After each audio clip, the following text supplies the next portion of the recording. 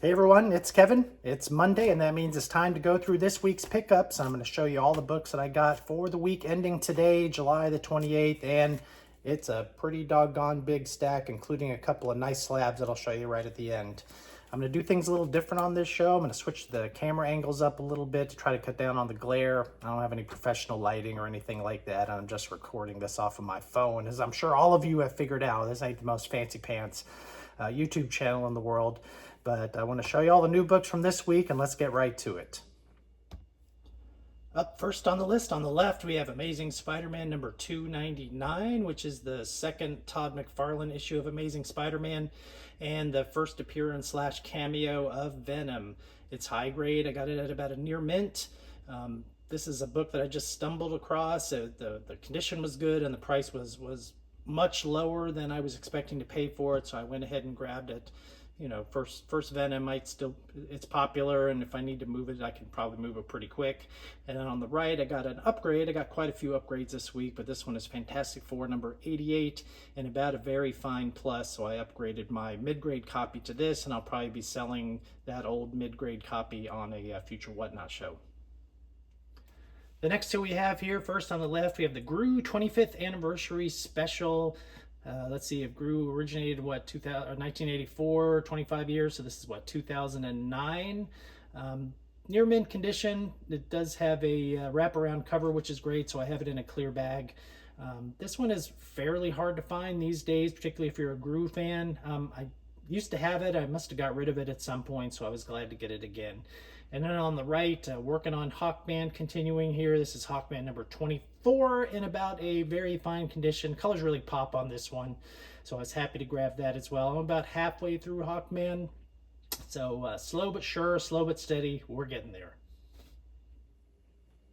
The majority of the stack this week consists of a giant stack of comic readers, which is a fanzine, an advertising magazine, if you will, that consists of news and interviews and previews and other kinds of things. And these came out in the 1970s and the 1980s. A lot of them have fantastic covers, and they have back covers as well, which is why I put them all in these clear backing boards. I'm going to go through these real fast because I got them for $5 each. There's nothing terribly fancy about them. I got issue number 147, which you can see the back here.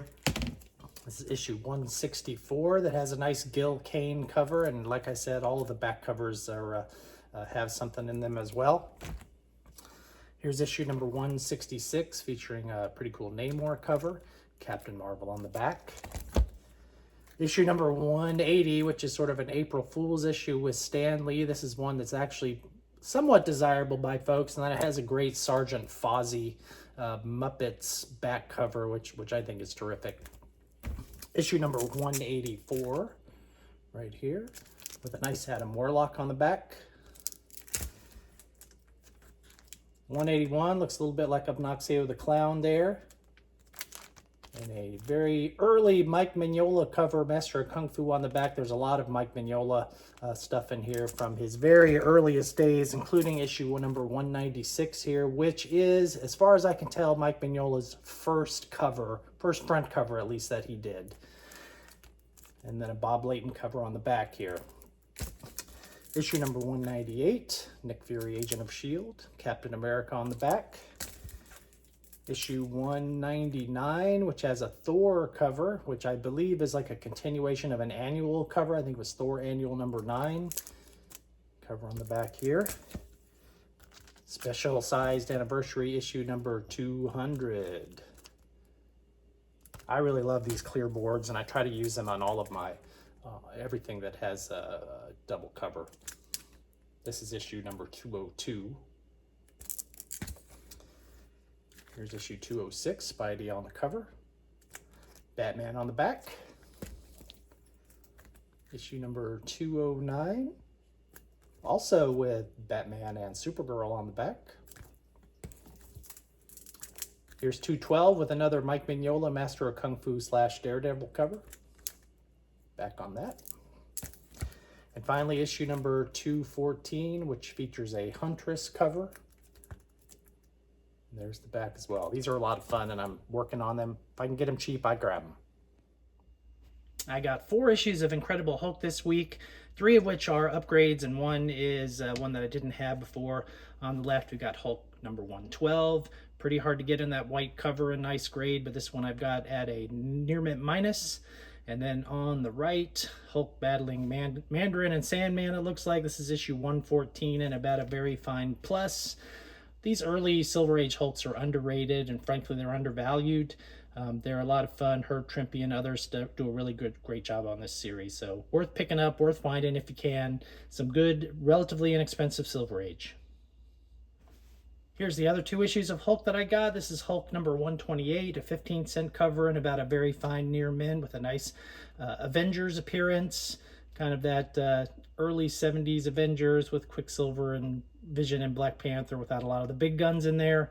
And then on the right, we have Hulk number 234, which is the first appearance of Quasar in a near mint copy. I found this one really cheap. I've got a lot of the keys, if you will, of Hulk from this era. I didn't have this one, so I saw it inexpensively in nice shape, so I picked that one up as well. I will pick up Golden Age once in a while, but the Golden Age market is so weird. It's very, very expensive, particularly if you find stuff in nicer condition. There's a lot of competition, and honestly, the supply of Golden Age books just is not very high. But I did manage to stumble upon this on Whatnot, believe it or not. This is Superboy number 19 from 1952 in about a fine, very fine. So for its age, it's in terrific condition, and the price was right. So nice to add this to my Superboy collection. I don't have a ton of early ones, but you got to start somewhere, right? And finally, as I mentioned, I did get a couple of slabs this week. I got them both on Heritage. Should do a video about Heritage and what some of the positives and negatives about Heritage are. But the first slab that I got is Showcase number 79, featuring the first appearance of Dolphin. This is a pretty hard book to get. It's in a 8.5 CGC. Pretty desirable Showcase, later 12-cent issue that that a lot of people are after. I think that the quantity, the population on that book is relatively scarce. It's not as scarce as you might think, but it is. I think people just like the Good Girl cover as much as anything as well. But I am collecting Showcase, especially those ones between about 60 and 80, and this is one of the hardest ones to get in that run. So I'm happy that I got it, and I got it at a good price. And the second slab that I got is Teen Titans number 23 in a CGC 9.4, where Wonder Girl changes her costume. Great Nick Cardy cover. It's one of the reasons I collect Teen Titans, is that I just love the Nick Cardy art and the covers on all of these. Really sharp cover on this one, pretty desirable one. So yeah, 2 slabs this week. Nothing crazy expensive, but did get them on Heritage. I got them for below what I think is fair market value, or what I was expecting to pay, so I can't complain about that. So that's all the books that I got for this week. I hope you enjoyed it.